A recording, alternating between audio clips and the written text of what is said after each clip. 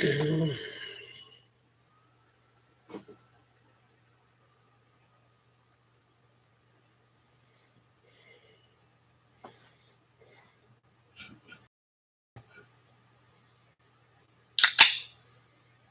some people get in here.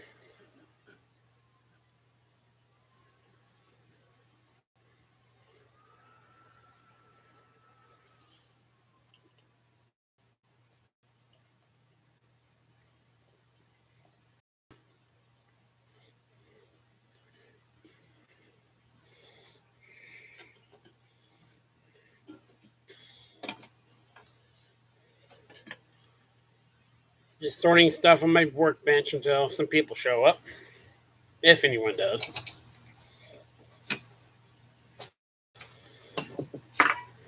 The bench is a mess. Hey, thanks for joining. Hope your Friday is going well.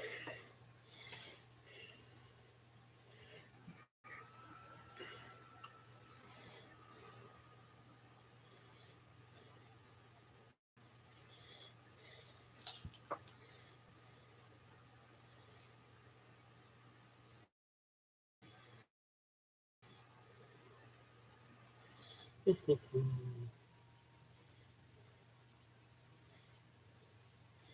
going to get something to do while I'm waiting here.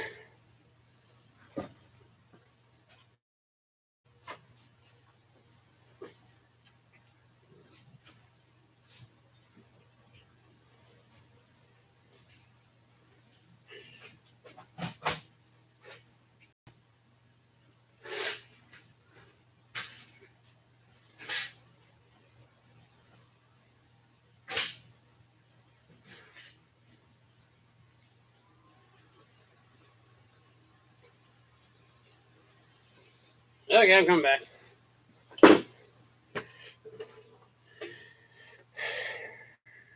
No, I've never sold anything on eBay.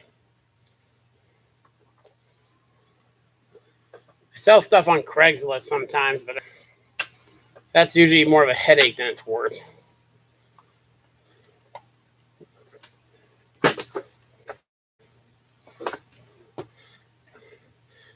No, only buy, never sell. Yeah, I do get a lot of stuff from the yard sales. I just like yard selling. The only thing I've really sold is when I come across, I get a lot of grinders and like bench drill presses and stuff like that. I got an actual list of people looking for certain machines. So as I come across those things, I let them know when I buy them.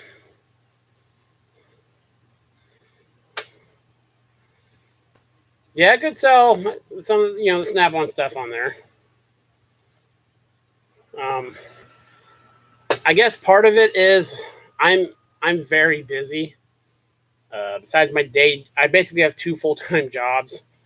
So getting into another thing, I guess also my view on it's a little tainted because I got a buddy that sells hundreds of items a month, and with the scam chargebacks and stuff, I got enough stuff to do.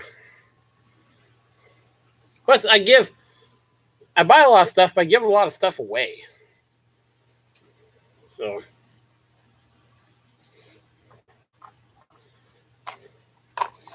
going through right now for one of the last yard sale videos is when I usually try to put all the tools away, clean the tools,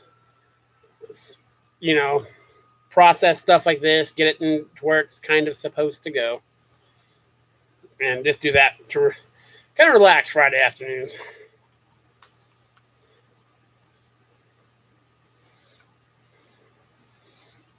In the future, now I haven't sold stuff on eBay, but I did when swap meets were going around more. I have a couple buckets of stuff in my shed that the tools I don't keep.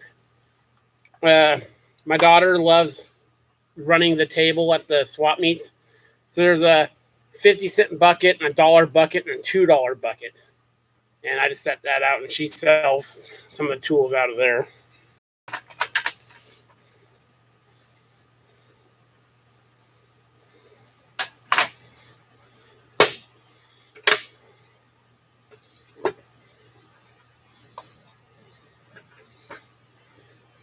It seems a lot of times when I sell something, I instantly regret selling it.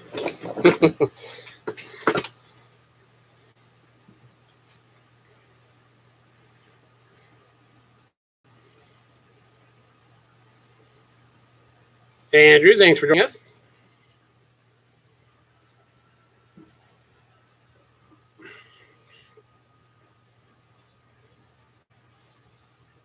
True, built overbought. Always buy, never sell.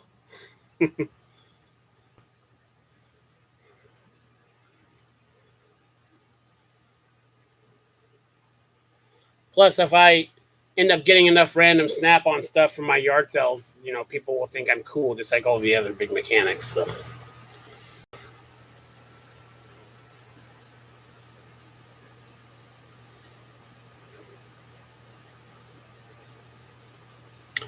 Oh, is that the 3-wheel variable speed one? Yes, I do have that. I have the blades for it, and I have the tires for it. It's out in the shed right now. I've got actually, there's a notepad over there with like 20 different videos I need to actually go through and finish. And that is on there. So. Hey, John. So, yes, I did get 4 different blades for that little variable speed saw. So I'll put the tire on it, and we'll do some test cutting on aluminum and brass and steel and see how it goes. I tried to find common blades. I didn't have my normal blade, get it from my normal blade source because you have to have a account with them, as it were.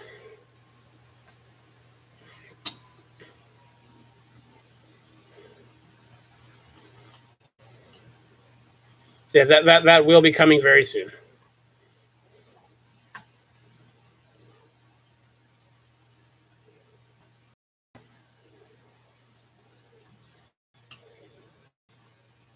See, that's the key. I can't call myself a mechanic.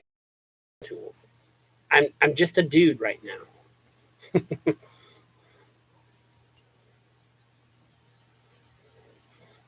Yeah, John, that's a 3-wheeler. And I got another. Oh, from a couple yard sale videos ago, I want to say it's a Delta. It's out in front of the shop right now. But I think they take the same size blade when I was looking at it. Because actually, for the footprint that saw takes up, I mean, the saw is only this big. It'd be a handy thing in the shop, especially for cutting tubing, steel tubing. For rough cutting, before you chuck them in the lathe, for bearings for end bells on motors and stuff like that. So if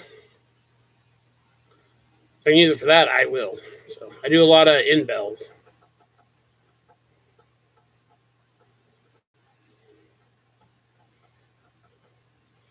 So we'll get to that. Actually, the first thing once the shop's done, which they'll be done next week, is I'm going to bring stuff in from the shop or from the garage, bring it into the shop, find a place for it or something. Get a lot of that stuff knocked out.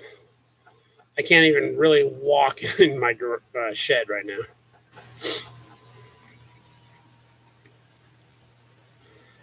I've only looked at the Icon tools. I don't buy a lot of new tools. I don't remember the last time I bought some new tools. All my impacts are the Pittsburgh Pros, and I've never broken one.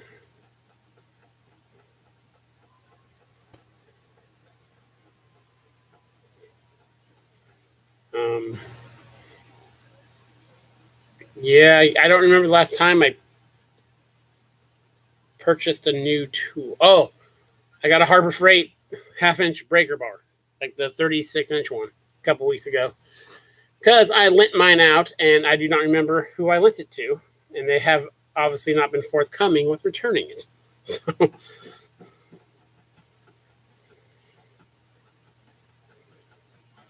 No, there's nothing wrong with most Harbor Freight stuff. Well, no, I won't say most.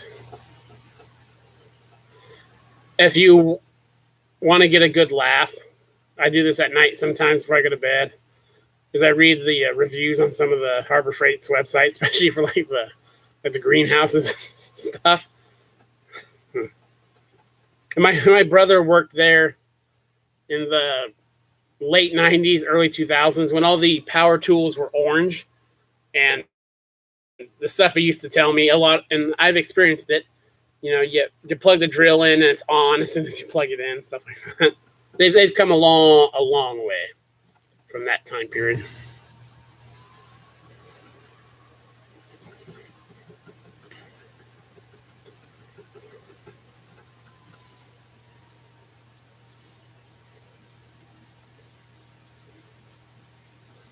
You can put quite a few machines on casters. The lays you can't if you're going to level them. I don't do a lot of long shafts, so I a lot of times don't even bother. I have one that's really dialed in. Um,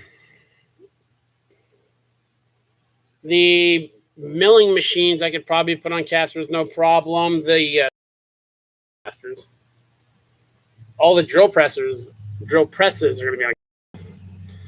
But stuff like the shaper that has the movement back and forth, it's going to walk all over the place. It might be fun though. I'll put casters on the shaper and then I'll ride it around the shop.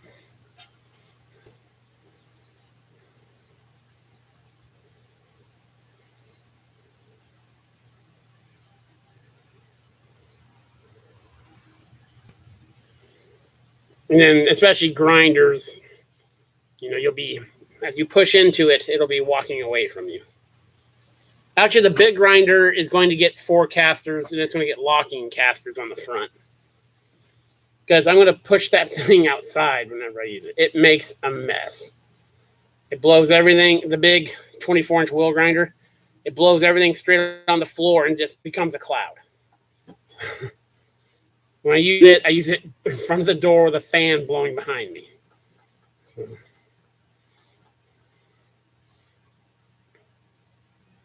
Yeah, I've got leveling locking casters on.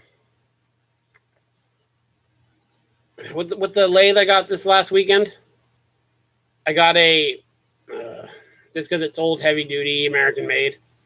What are those saws where I do so little woodwork where you pull it,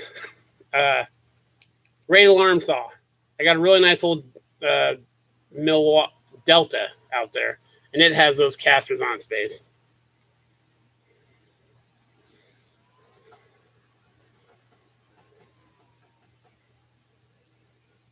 I mean, casters can be good casters. They cost a little bit of money, especially heavy stuff. You want on metal casters, or else you get flat spots in them, and they become almost harder to move than they were if they weren't on casters when there's a big flat spot on them.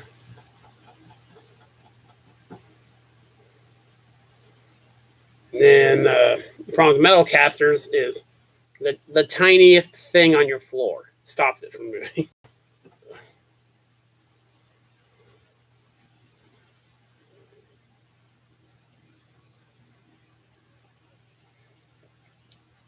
I do need to put some kind of a shield on those.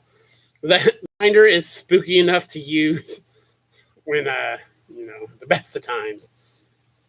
When I go to use the grinder, I tuck my shirt in, cinch up my belt, uh, keep a death grip on whatever I'm putting into it. You turn on and you can just. I've never been with a machine where when it's running, you feel the power of it right there in front of you. The wheels aren't spinning all. It's a spills the wheels spin like 1,100 RPMs, but they're 24-inch diameter wheels. So.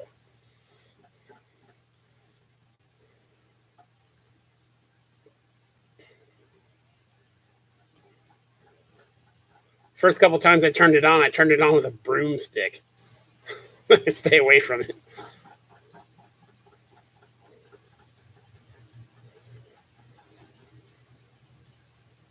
But actually, the curved wheel is really good at coping 3-inch pipe. It does it very quickly. I just wish it didn't have as aggressive wheels on it, but new wheels for it are like $900. So I'm going to make do. And the guy I got this the Sebastian lathe from gave me the number to a really reasonably priced. He does paint stripping and powder coating, and I sent him some pictures and stuff. And if you guys have watched the channel, that's $900, John Strange, $900 a wheel. I hate the stripping of paint on machines. It's like punishment. That's why machines look the way they do. And I sent him pictures of the grinder, the horizontal milling machine, and I think something else. And the prices were not bad at all. One of those, you drop it off, you pick it up 2 weeks later. They work on it when they have downtime, and so you can squeeze it in whenever, do a little bit here and there. And the prices were very reasonable. So I'll have them stripped. I'll probably paint them myself. I've never had anything powder coated, at least for my own stuff. I've had customer stuff powder coated. There's not a lot of those places out here. So they charge a penny for it. So I know I should have lots of wheels. The nut that holds the wheel on is I think it's 4¼ inches. I had to make a tool, a crude tool to get on them and take them off.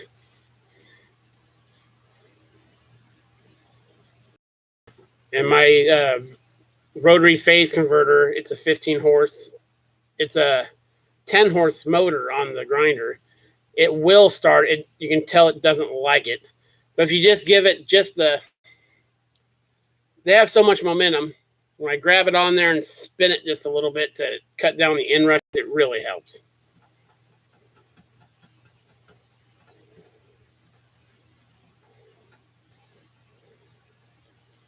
I got sockets to 3-inch in my work truck.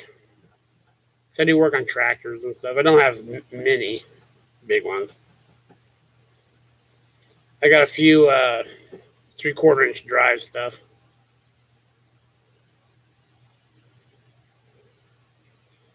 I bought a 3/4 inch impact with the one with the long snout on it off Craigslist a couple months ago. And it worked exactly one time. So I need to take it apart and look at it. I've never had anything like that apart, but it's already broken, so why not?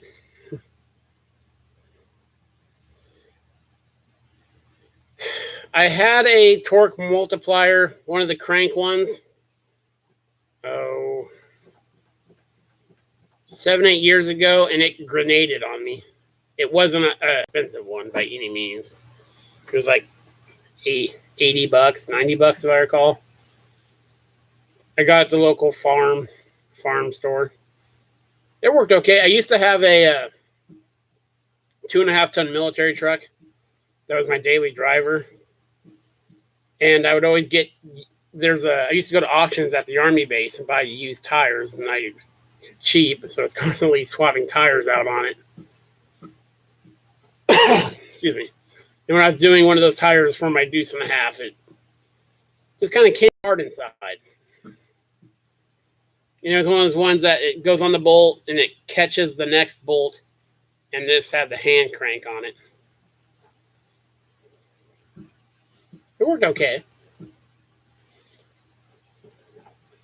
I thought about getting another one just to use for as a specialty tool, not all the time, and it probably would have lasted, a number of years.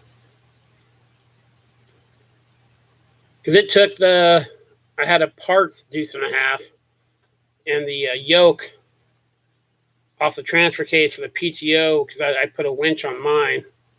Nut was on there, and that thing had the wedge of pry bar on the frame of the truck to get something for the arm to catch. It took that off. It was with a Harbor Freight socket on it. I thought that was going to be the weak point of that mission.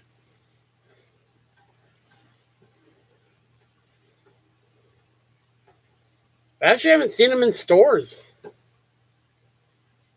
haven't seen one in a store for a long time in my area. I'm sure I could get one from Granger. There's a Granger here. I don't deal with the Granger here very often. They don't have the best staff, I would say. If you're coming once a month for a thing, you're pretty low on the pole. Kind of like the hydraulic shop is around here. Man, those guys. I understand it. The guy, they don't want the guy off the street looking for 4 $3 seals he doesn't know the part number to. So, well, good night to you. Thanks for coming in.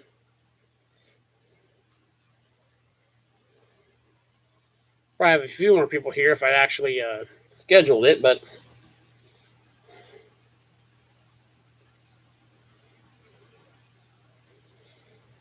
I've looked into getting in the hydraulics. I rebuild hydraulic cylinders all the time, but stocking the parts and stuff, I'm not at the point where I like to keep a lot of stuff on the shelves. I don't have the funds for that kind of stuff. It was 103 today, so it was a bit cooler, but it was smoky out. It's still smoky. We have a unhealthy quality thing until Sunday. It's supposed to be 105 tomorrow and 105 Sunday, so we'll see how yard selling goes tomorrow. I got some cool stuff today. Sometimes when work is slow, I go yard selling during work. Well, I went at my lunchtime.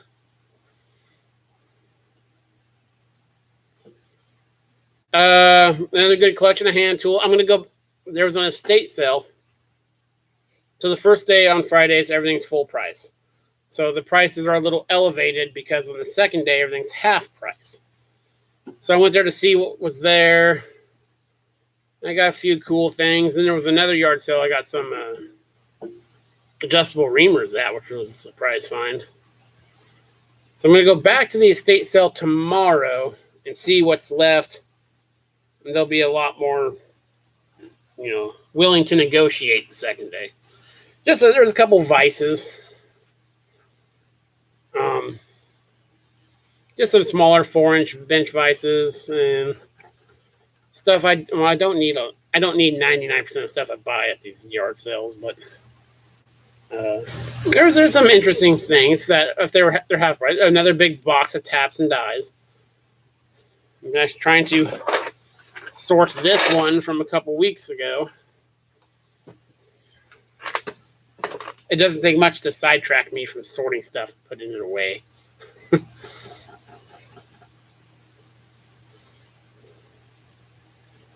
It is hard to leave stuff behind. Sometimes I feel bad. Like I bought all the. I always buy all the clamps, all the American-made C clamps. I always buy all the hacksaws, but I don't get there first. So this area is bad. They go to these estate sales with a couple bags. Look at anything really. They go through whatever looks like might be remotely valuable for flipping. They throw into their bags. Then they go to the front and they sit there on their phones for like an hour sorting through what they can actually sell, and they put the rest back. And that, I don't know what it is, but it infuriates me.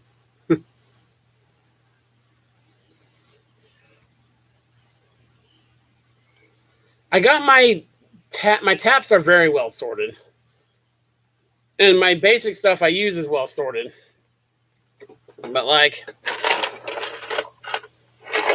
this stuff I've gotten recently at the yard sale, especially stuff in these boxes, it just needs to be processed and added to the collection. I've got, especially my drill bits, I got hundreds of drill bits I need to put away. And no, you can never have too many clamps. I don't know if you can see them. Well, they're back behind here on the wall. There's about 60 of them now, I think. They're mostly back behind here. So there's plenty of wall room for more clamps. So, and this is, let me lift this up. The overflow of tools that I sort from my yard sale finds. And there's this much on the other side of this thing on the press. You know, there's extractors, flaring tools, soldering stuff, pullers. I don't know why I keep buying grinder and wheel dressers.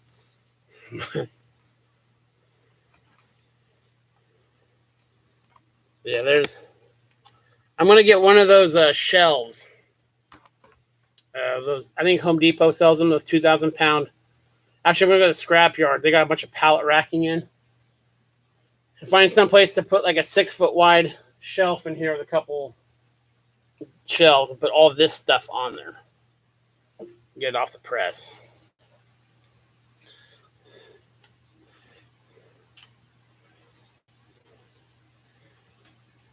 I know 60 is nowhere near enough. Got some cool ones though. And I need to, just like with my hacksaws, I need to go through and sort them by brand.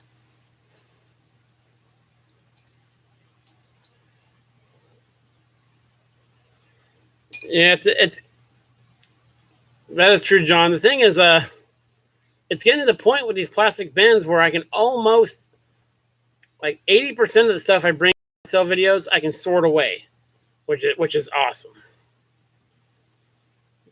The problem is sometimes, as it's you sort it away, then you never put your hands on it again. So I've been actually going through them. It's a little bit more than I used to. I got a bunch of really old wrenches that are super cool. I need to handsomely display them somewhere.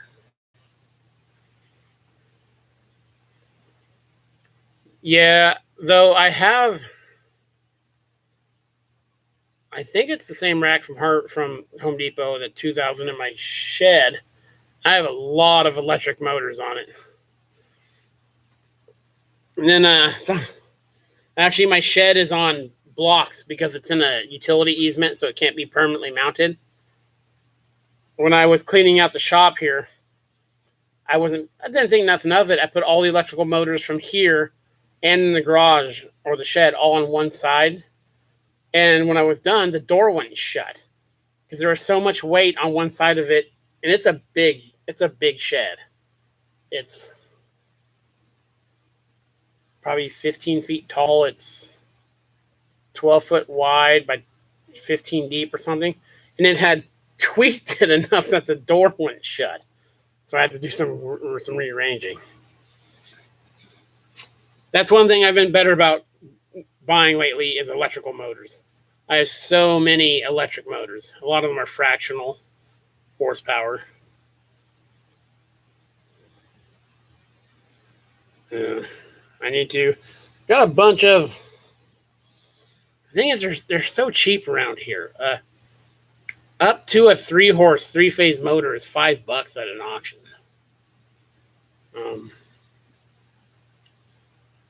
And then I can't. If a motor is $5 and it runs, You're not going to not buy it. I mean, you could get a coffee at a place or an electric motor. So,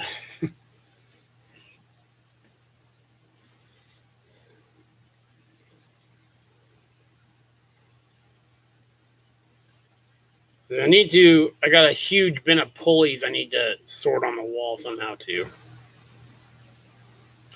And also, I remotor a lot of stuff.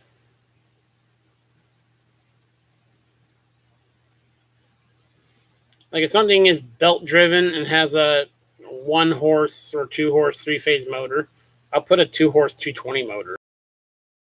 Leaves until I get my wiring set up finished, it leaves it more, you can move it.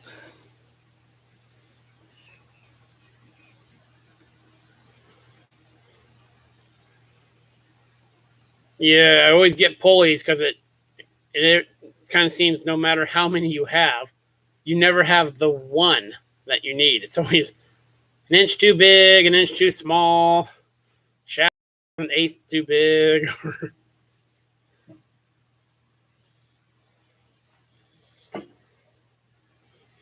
I've got a pretty good collection of taper lock pulleys. I like taper lock pulleys. A lot of that comes from commercial lawnmowers I work on. A lot on when you get to commercial stuff, sometimes usually the pull come with the new, or we just replace them as a unit because pulleys do wear.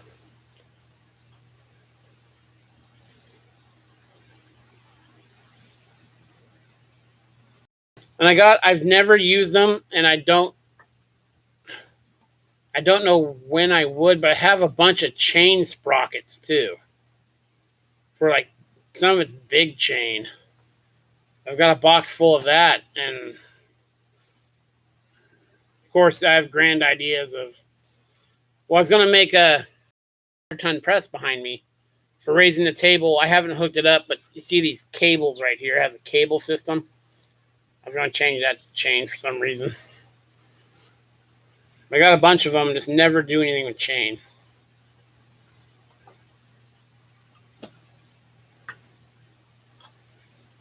But again, at auctions, that stuff is cheap. You have to get it by the pallet load at the auctions.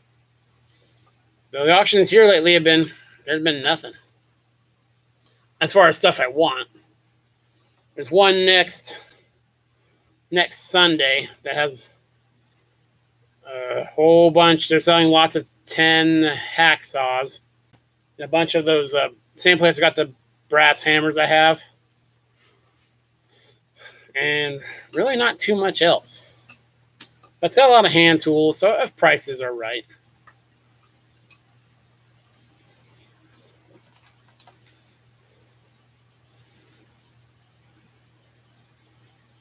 There's a lot of power tools that they cut the cords off of. When they come from the nuclear plant, they always cut the cords off them. That way they're for salvage or scrap, whatever they have to put on there to justify throwing away a 6-month-old tool to buy a brand new one. There's at the auction around here that sells that stuff, those corded portable bandsaws. There's probably 50 of them a month there. The 2 I have are from there.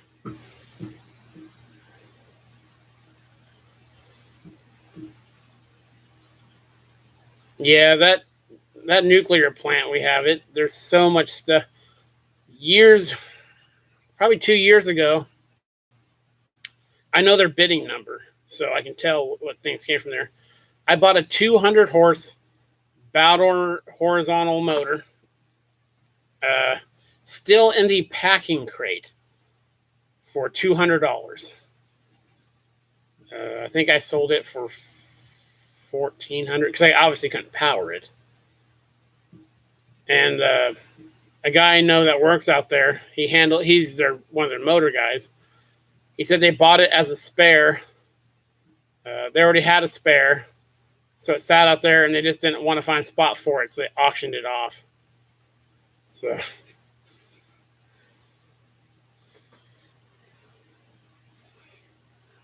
yeah, That's kind of stuff there. It's crazy.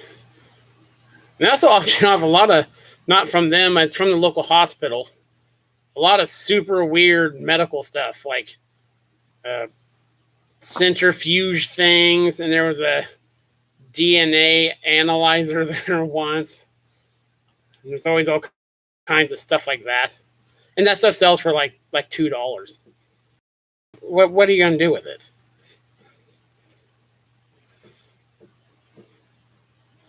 I got a guy. There's a guy I know that goes there and buys that stuff because they sell pallets of I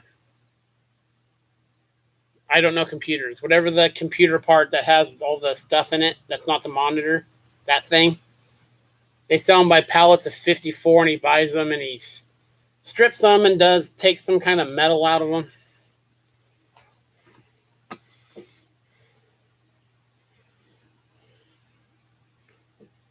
Not a lot of the metal, but again, he gets like 64 of those things for like $9 or $10.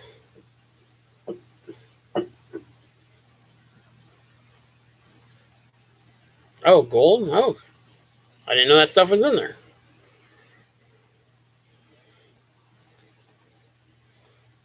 I love going to auctions. The thing about here is there's two different auctions. There's a place that has a monthly one, and one that has a like bi-monthly, but it's mostly farmer stuff. So everyone there has deep pockets. So I don't walk away much from there.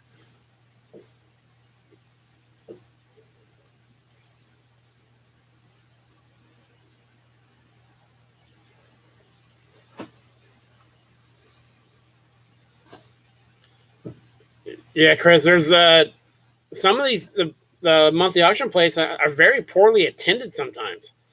I've seen them close the auction early because it's in an unheated building and it was in like January. So only like 8 people showed up. So, we all cahooted in and said, hey, let's not let everyone get steal the deal, and they actually stopped the auction because it's a place where anyone can take something to sell it. So, and I understood that's not, they're not doing their customer service there. But mostly, especially with last year, the online ones, that's driven up auction prices quite a bit. I wouldn't say doubled the prices, but then again, so many people flip stuff around here. You see them in every yard sale. I see the same people at the auctions. They're back there on their phone thing, looking up prices. It's hard to get by machinist tools and stuff like that. Oh, the price of anvils around here, unbelievable. $7, $8 a pound. For ones that have like no edges left in them. It's 6-7 years ago, and an anvil was about $250 a pound here. $250, and you could get a good like 5 or 6 inch American-made vise for $100. Now all the big vices are $600, and all the anvils are $800 or $100, or 800 or 1,000 at least.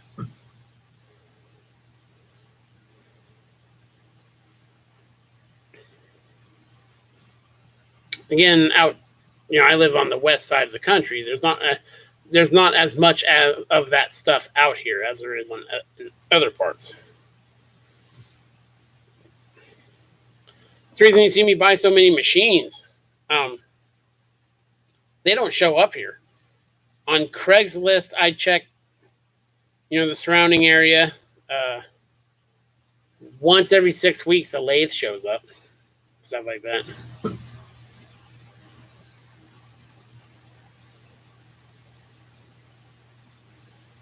Hey, Brandon. Yeah, there's a guy in this town next to me who probably has 30 or 40 anvils, and he's waiting for the price to go up before he sells them. And they're not huge ones by any means. They're 115 to 130 pound ones.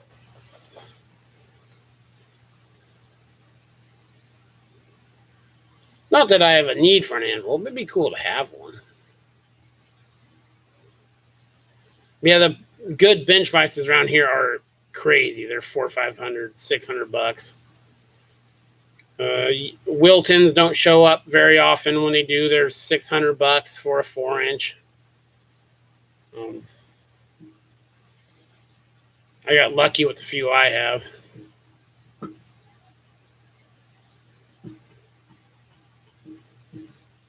But yeah, a lot of people at the auctions around here are resellers.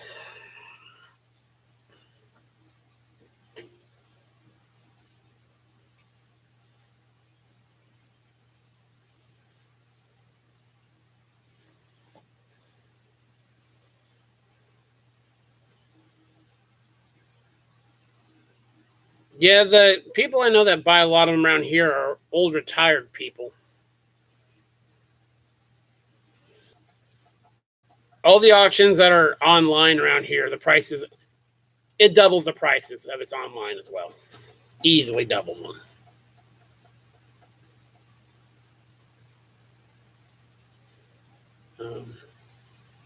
Big machines don't go for too bad though.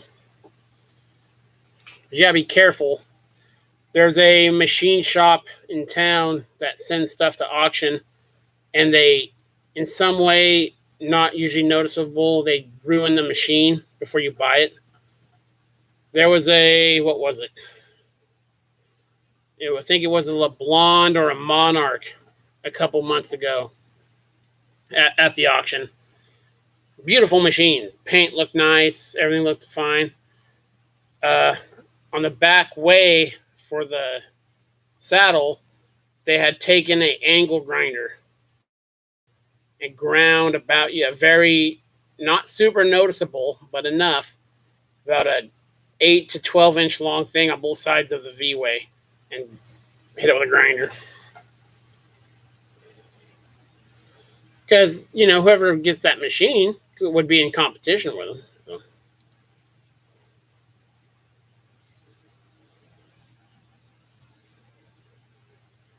Yeah, Bridgeports are crazy here.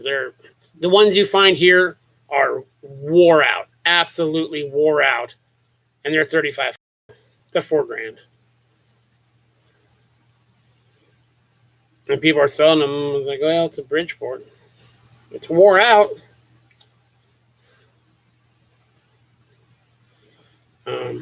Lays, the big lays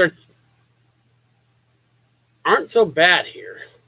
Of course, I buy a lot of mine used from other places that have machines, like the Boy and Emma lathe I got from one of he's a pump guy. We do stuff back and forth for each other. So I get a lot of my bigger stuff. People in this area, because there's not a lot of 3's power, are scared of 3-phase powered machines. So, like South Bend lathes, they're maybe once every 6 months or 8 months show up here for sale. Now on the west side of the state, there's lots of them. But where I live in like a farming community surrounded by farms, there just wasn't a lot of that stuff around.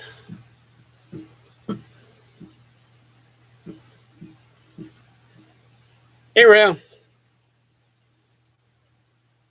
Yeah, a lot of people don't have room for the big stuff. They're scared of moving it. Because I paid for the 20-inch Reed, I paid $700 for, and I paid $500 for the Boy and Emma's.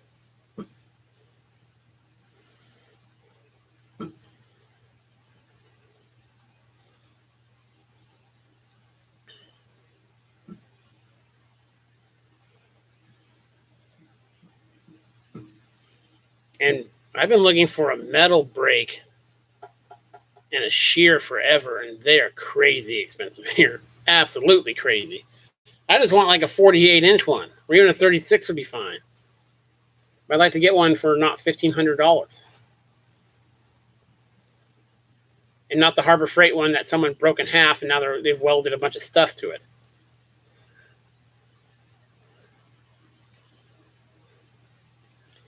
No, 1,200 is high for that type of lathe. The late 70s ones.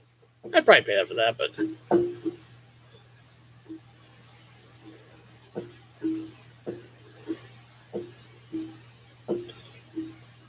around here, people say it comes with lots of tooling, and you get like 6 pairs of outside calipers, spring calipers, and some inside ones. And oh, these are Brown and Sharps. They're like $40 a piece. You're getting like $300 in tooling. No.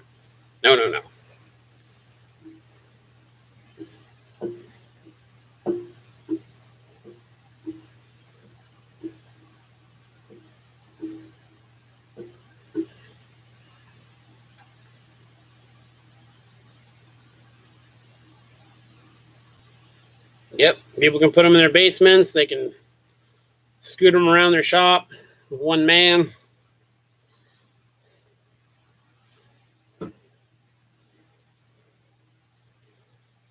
Those benchtop Grizzlies, the G0605s, those hold their value around here too. Whatever the 13 by 36 Grizzly is that a lot of people have. So I hear they're a fine lathe. I got a guy I know that has one. He does a lot of stuff on it. And it all depends what you're making.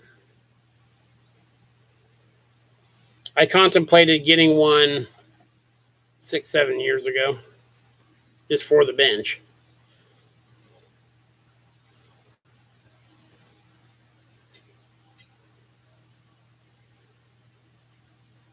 That was at the old shop I have. If any of you guys remember, before I moved here, this shop is actually 10% bigger, but the other shop was a big a big square, so it's a lot easier to. I had more room for stuff. It's not. I wouldn't say it's L shaped, but this area here is wider than the front is, so I don't have the wall space I used to have for benches.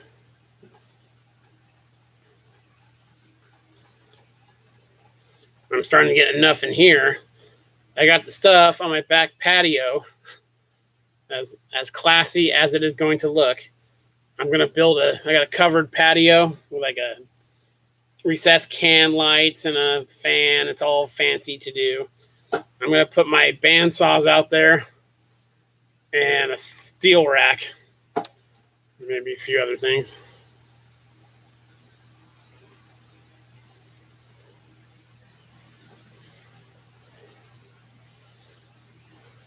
My air compressor will probably end up on my patio too. Maybe some of the grinders will. I could put the 24-inch grinder on the back patio, and then it's covered. Nothing's going to hurt it. It'd make a nice conversation piece when I'm having a barbecue or something.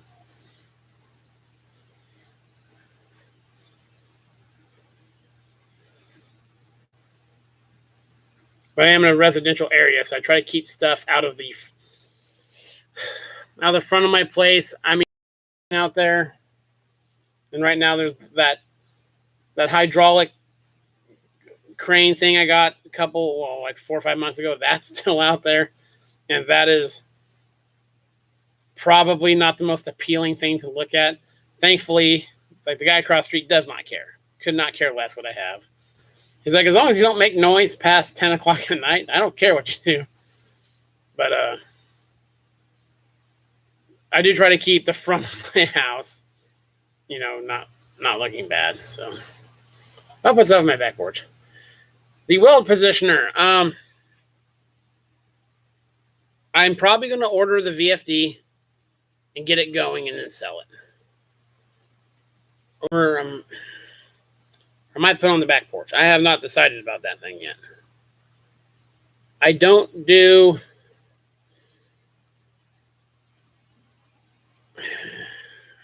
when I do my shaft buildup, I have a crude little thing I use. I'll do a video on it. It's homemade.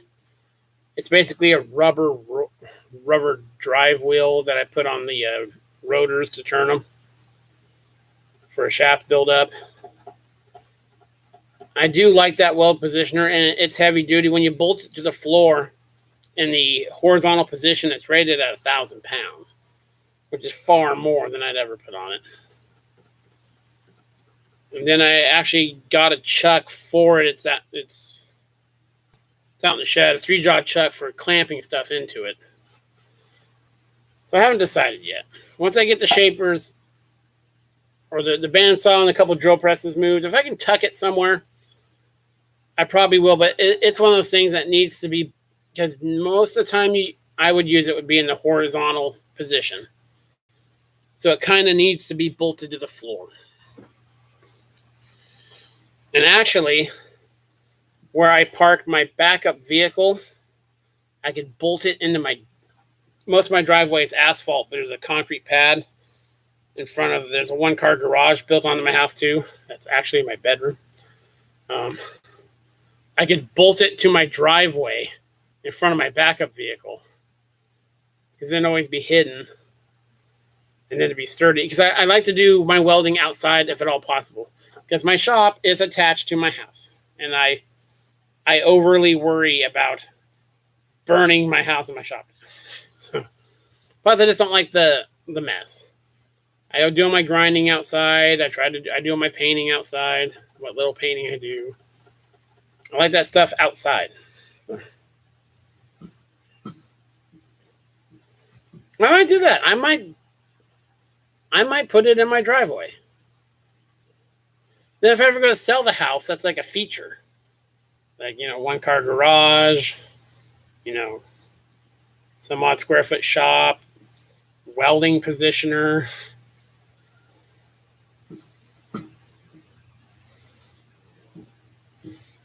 Because I could also put like a metal rod in it and put like a chicken on it and put like my barbecue underneath it. It'd be like a rotisserie thing. So it's a multi-purpose tool.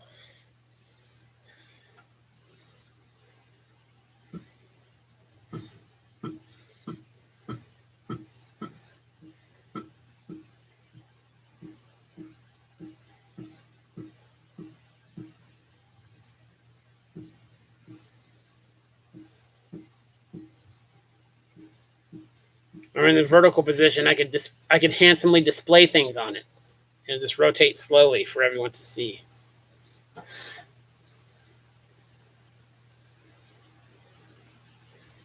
But now I have a motor that'll bolt right in. It's got a belt from the motor that goes to the gearbox, so it's super easy to change the motor. So all I really need to do is get a 1-horse VFD for like $100. I thought that I had one, a good one. I have one that has a big scorch mark on the back of it, so I'm not so sure about that guy. But I'll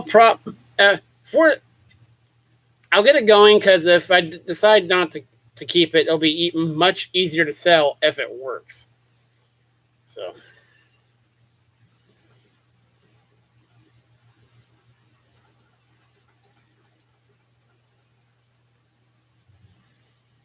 Yeah, that's true. And those welding positioners are expensive. I got that one for $60. I got the same auction I got the 24-inch wheel grinder at. I would never buy, and if I get rid of this one, it's something I could never justify buying again. And I've seen those small ones. The buddy whose machine shop I go to uses vertical mill. He has one that has, I think it's a 10-inch, just a 10-inch chuck, and it doesn't take up much room. He does it for motor work too. Because really the only thing I would use it for is shaft buildup. Because I do that with the welder. I don't spray weld or anything like that. So.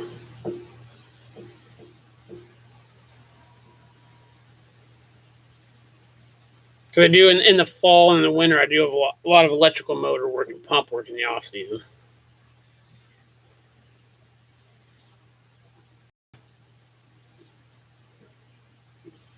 I have no desire to get a spray welding setup either. I don't want to do something like that in my shop.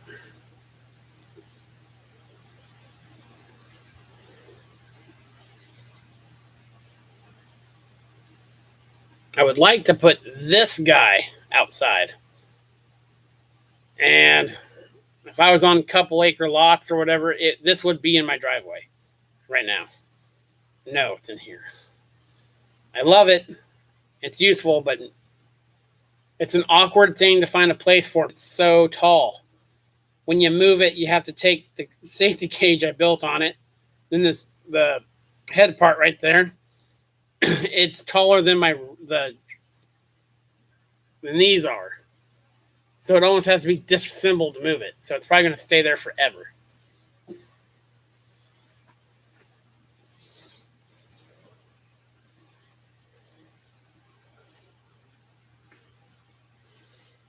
But I've popped loose some very tight things with that press.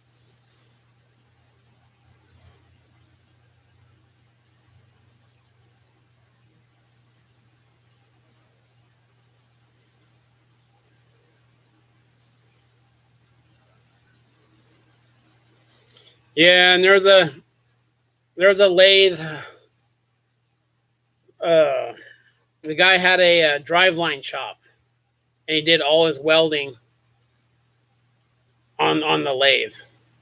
He made a tailstock, a 3-jaw for the tailstock, and that lathe. He almost never used the.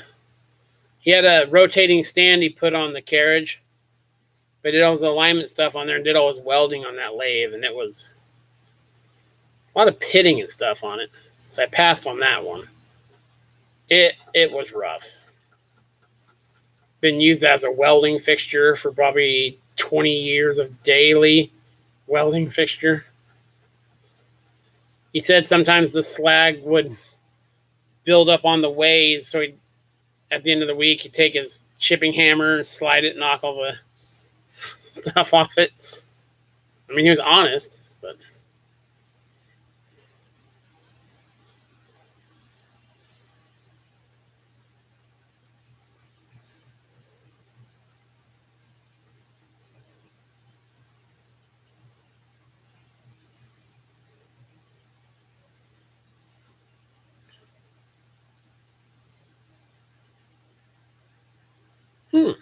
that's interesting.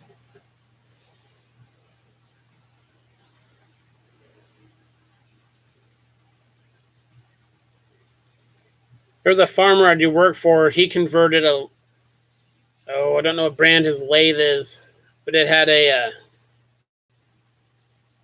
almost 3-inch spindle hole, and he adapted very crudely, like a lot of farmer work, pipe dies to it. He made a pipe threading machine out of a metal lathe. I was like, there's cheaper ways to go about this, but he had the lathe. So.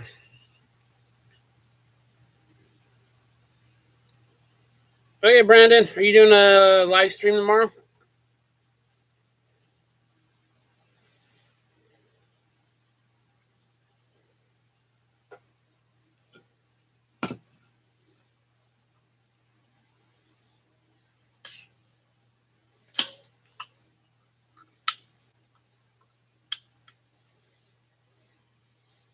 Here for just 1 second.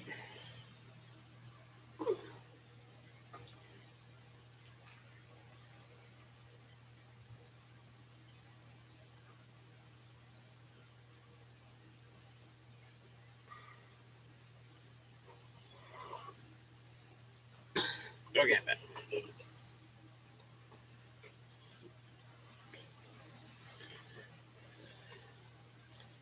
Supposed to get my workbench cleaned off tonight, but that's not happening. Got about half. Got 2 boxes of random tap and dice to sort. This one actually has a bunch of metric stuff, which I don't have a whole lot of. So I need to find new spots for that stuff. I'll probably get another tap thing from my Lawson guy. I have to put another Lawson order in Monday to add to the Great Wall.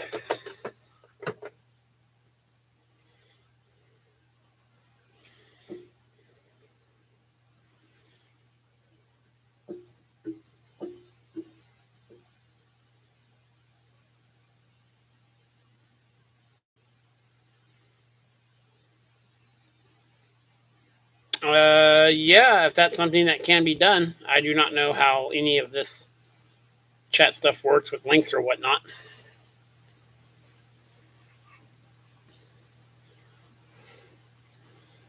As I said, I know nothing about computers. I was shown how to get this on. I do all my other stuff on my phone.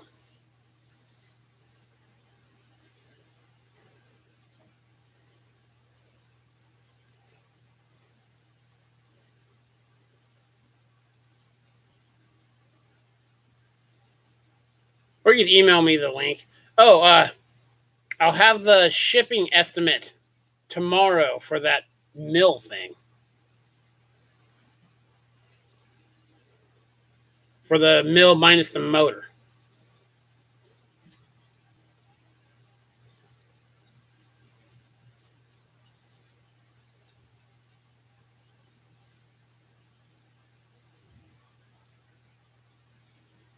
Right? I don't think it's gonna be.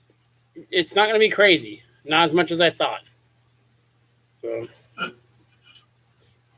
been a while since I've shipped anything heavy. And then when I do a lot of work with a big nationwide pipe distributor.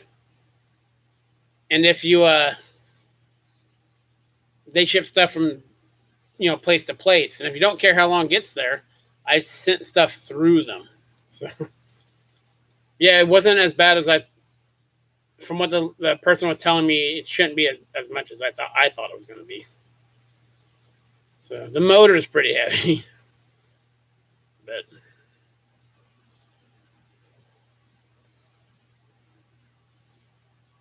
and I have all the parts to the head I took off. They're on a cart. So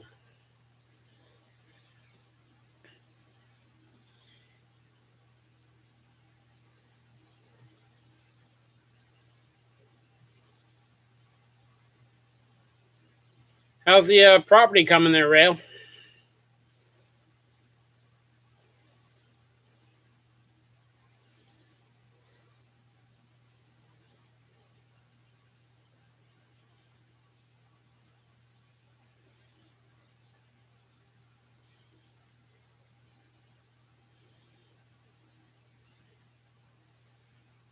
No problem, John. How's your homemade milling machine doing?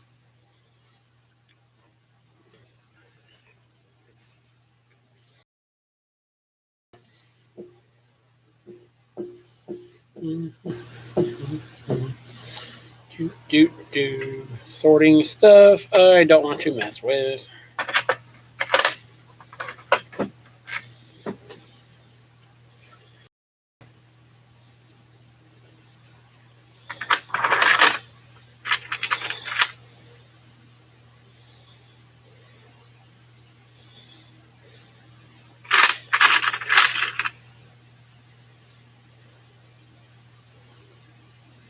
Thanks for joining us, John. Have a good night. Hope you have a great weekend.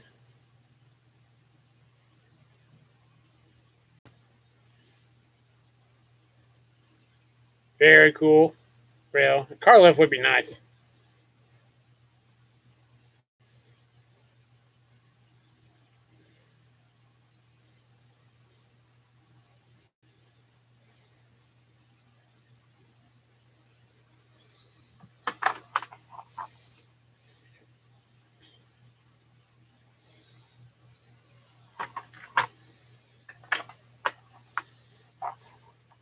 So did you get rid of it?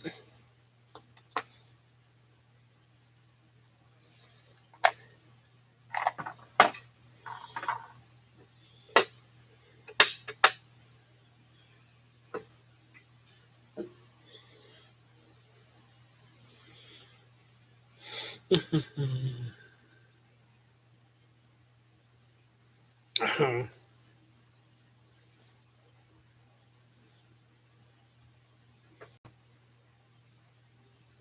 Oh, okay.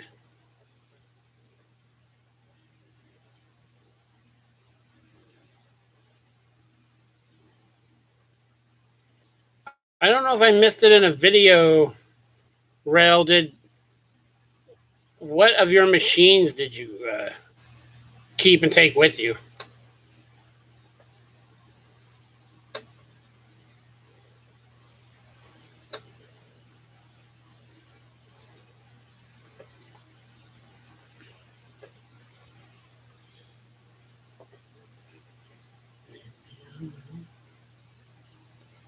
Car lift would be super handy.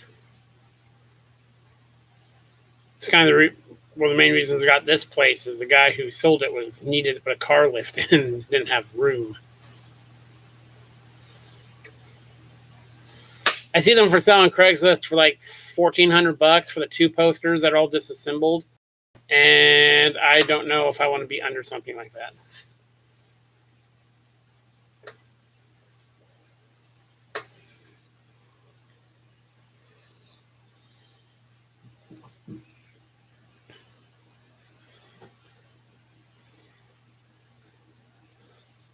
Put a lift in the driveway. The city thinks about that. The city won't let me put my bridge crane in, but they'll let me put a jib crane in.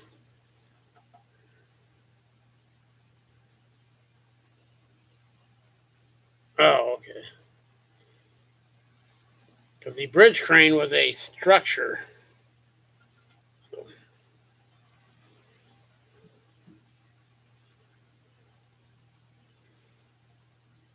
yeah, they do. And if I'm going to buy something like a lift, I would like to see it in operation with a load on it before I purchased it. Yeah, I got all the beams and stuff to make my jib crane. I got a bunch of I-beam. I got my plans made up.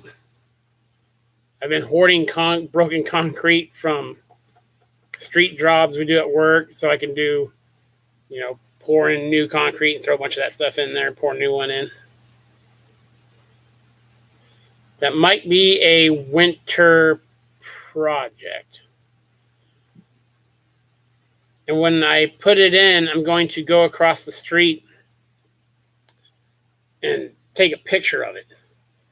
And then my house, it's not going to be super tall, but the front of my house isn't very tall. Paint the bottom half of it the same color as the bottom half of my house, and the top half of it to match my roof. That way, it's not washed by any means, but it's less out there because it's going to be up close to the house, not super close to the house.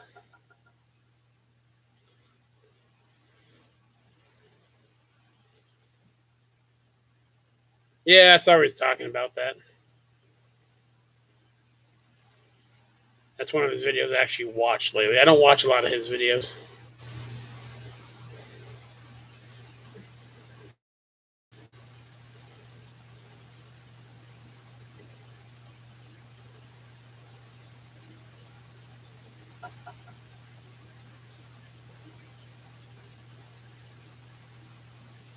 I used to watch almost all his videos, but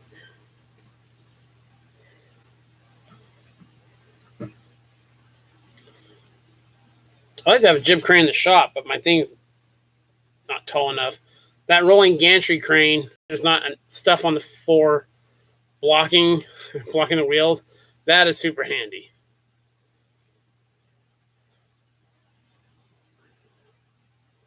I do need to put the hydraulic. I got the rams to make the thing self-leveling, and my main impetus for doing that is when I was in my driveway is slanted to the side quite a bit. That was the reason I was going to put those rams on there is when I was unloading stuff from customers' vehicles. the lift is not, the top of it's not level. So you'd lift it up and the carriage would want to slide. So that was the reasoning behind the hydraulic cylinders. Maybe I'll knock that out this weekend. Not this weekend. I'll knock that out soon. Because I need to get the cylinders out of the way. So.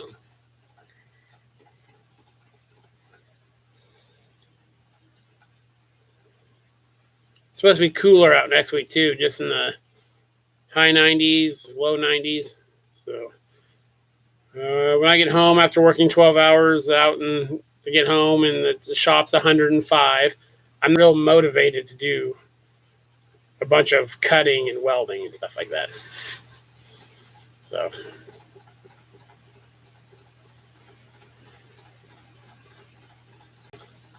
yeah, I need to get that done. I'm going to pull the hydraulic cylinder Monday or Tuesday out of that yellow crane thing out there and rebuild it. I'm going to do some modifications to it to drop it down so I can hopefully get it into the shop.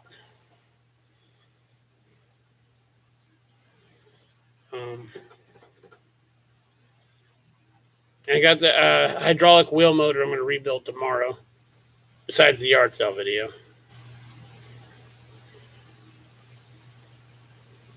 But that's coming. Yeah, I need to get that gantry crane. Plus, I've been using it, and there's some sketchy welds from the person who built it I still haven't gone over.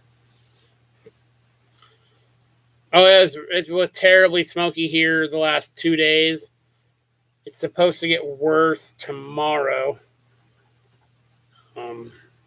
We had unhealthy air quality for everyone, warnings everywhere. It's bad. It's supposed to clear up hopefully Sunday, though.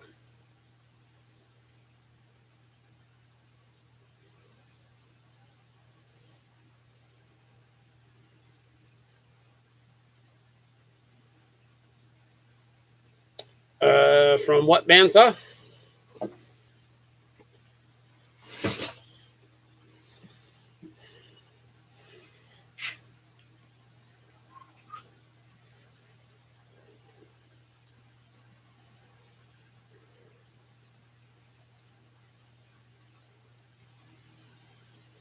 Yeah, smoke does not help. When it's 100 some odd degrees out and smoky, I do not want to be outside.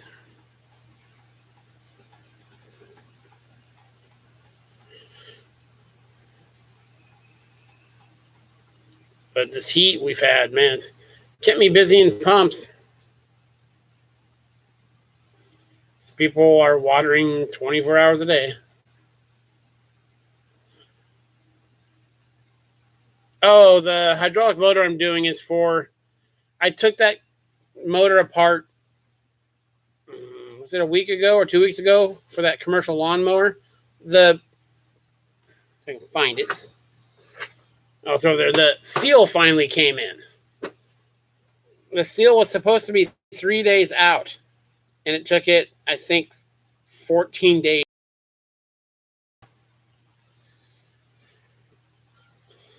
Which has been typical this year. Shipping times have been killer.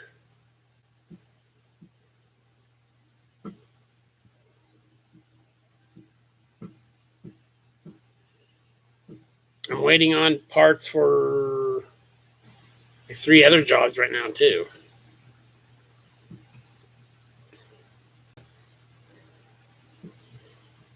We've got some bigger jobs some customers want done, but steel prices are high, too. Very high.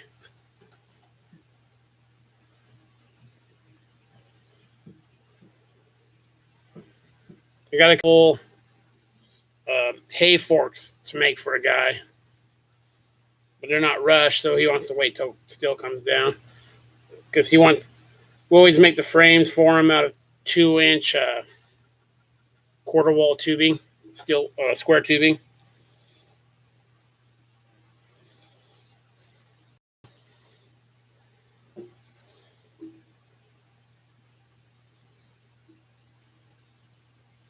Yeah, our scrapyard's good.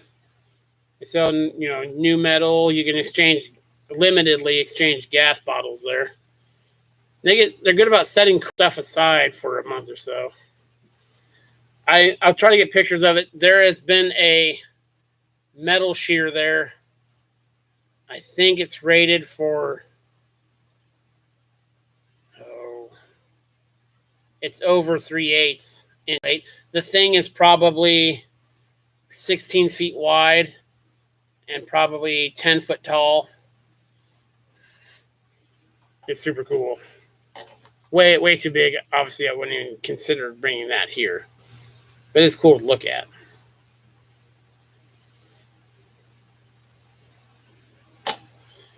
I need to get some. I'll probably roam around the yard because the stuff in the yard has a set price. It's like usually it's 35 to 50 cents a pound. I got a backhoe bucket to re-ear in the coming weeks, so I need some 1-inch plate. Not much. It's just on a small mini excavator bucket.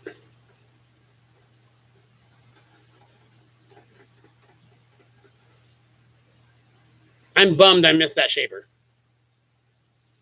Missed it by 15 minutes. What I should have done is I got off work early to go get it because I had a trailer lined up and everything. And I stopped at 2 yard sales along the way, and that caused it. But someone got it, which is cool. And there is not a doubt in my mind it will show up on Craigslist a couple months from now for many times what it was purchased for. They told me 800. I thought that was fair. That was all based off weight. He said it, I think when it was on the scale, it was 5,200 pounds. 5,000 or 5,200.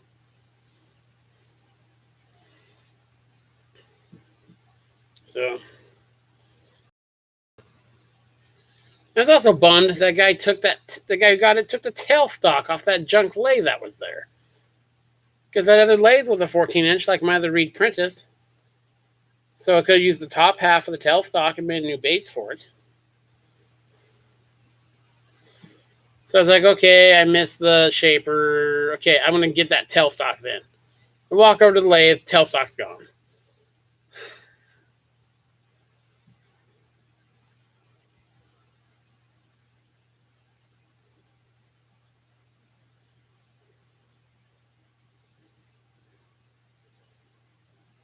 The Miller is doing okay for as much as I've tested it. It stick welds nice. I haven't TIGged with it yet. I haven't even actually looked through the TIG welding stuff that came with it. But I did fire it up and did a bunch of did test plate, and it starts this nice starting smooth machine. Plenty of power in it for sure. I'm actually going to do some more testing with it with like some heavier stuff and bigger rod. I didn't have a lot of big stuff on hand at the moment. I didn't like the machine. I like the way it hums oddly, but I went through and blew it all out and made sure everything was good in it. Yeah, kicked right on and very smooth, nice starting machine. Nice arc to it. The Stinger is a little bit bigger than the ones I usually use, so just getting used to that. I'm going to make a couple reels so I can share Stingers between them. The other Miller I have, we get a selection of quick connects. So I can keep, it came with really big cable, so I'll keep those of course. They're not as long. So when I'm doing stuff With the other, when I don't need that much amperage, I'll just quick connect it over to the other cables. I think we really like that machine. Looking forward to getting into some of the TIG stuff with it. I need to go refill my bottles too. It came with a bottle that's completely empty. So sometime next week, I need to go to my welding store and get both those bottles filled. The one for my wire feed and the one that came with that. And I'll get some new filler rods and some other stuff for it. I need to get a new gun for my plasma cutter, but man, for that one, they're like $800. I see a lot of people buy used machines online just to get the guns off them. So,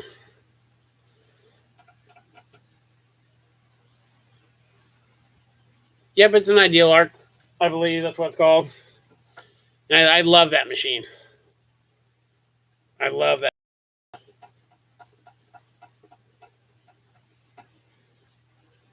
I liked my Lincoln Tombstone. There's sometimes I miss it because I welded on that machine for 15 years, and I mean I knew that machine. So, but yeah, that Ideal Arc is a step above, and I love it because I do mostly stick welding. So.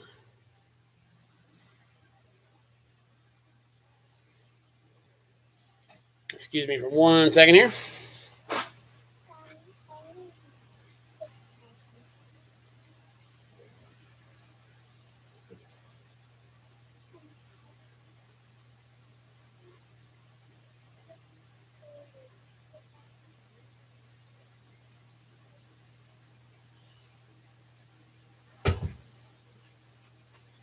Okay, I'm back.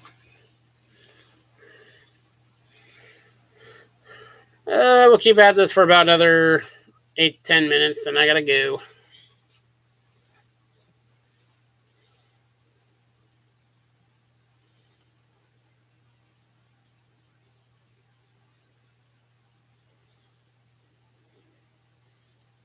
Yeah, they're a handy machine. Mine was one of the older ones, obviously.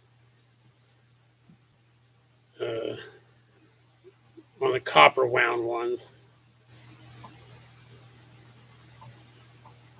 The only thing I ever did to it was I replaced the leads.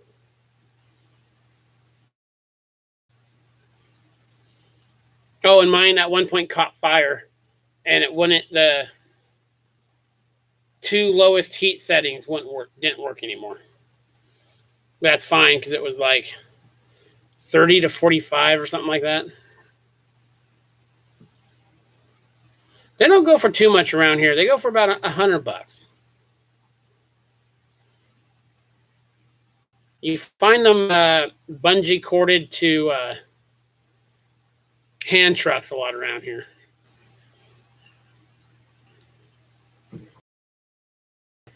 Yeah, about $100 buys you one around here.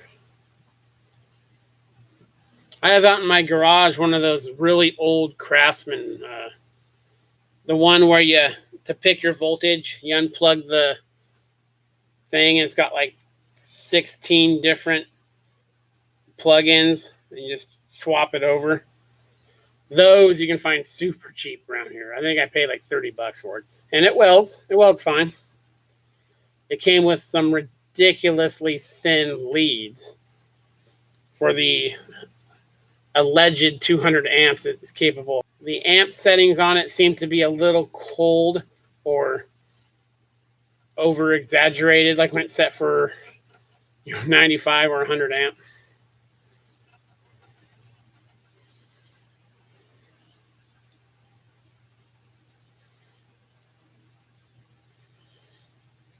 I've been looking at wire feeds a lot. I need a bigger, 220-volt wire feed, or get a feeder for one of my other welders.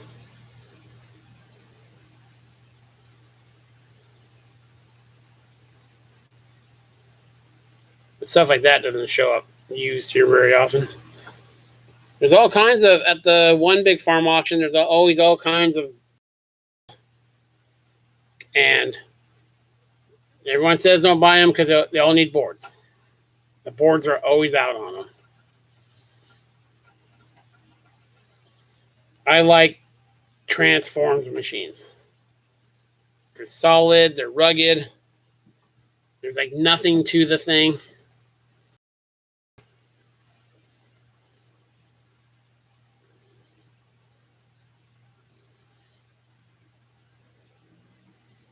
I need to get a big set of oxy and acetylene bottles. I got 2 small ones. I got a little setup I used to carry with me to the scrapyard. I actually carried the bottles on I took an old Alice backpack frame and had them mounted on my back. And now I just got some one size above that. In my truck, I got bigger bottles, but in my shop, I don't have big ones.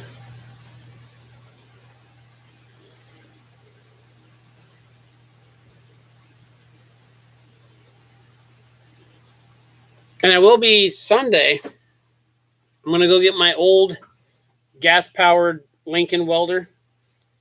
The motors, it has an old, I think, Wisconsin 2-cylinder on it that's froze. I'm going to bringing it here and repowering it with a Kohler motor because it has the same tapered shaft on it. So that'll be coming soon. If that welder's any good. It's old. But it's pretty small and compact for a gas-powered welder.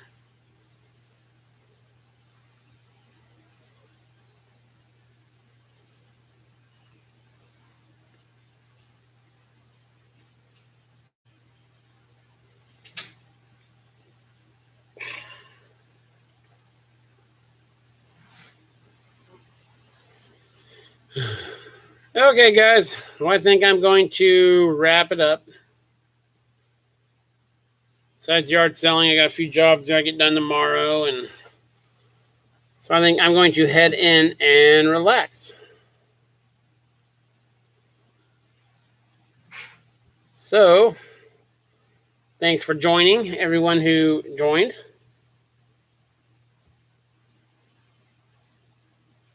I will do some filming on the transmission adapter plates.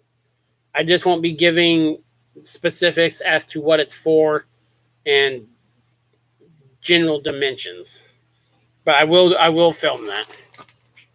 I talked to the guy and he said, as long as you don't tell people what it's for so they can copy it and stuff like that. I'm like, I won't do that.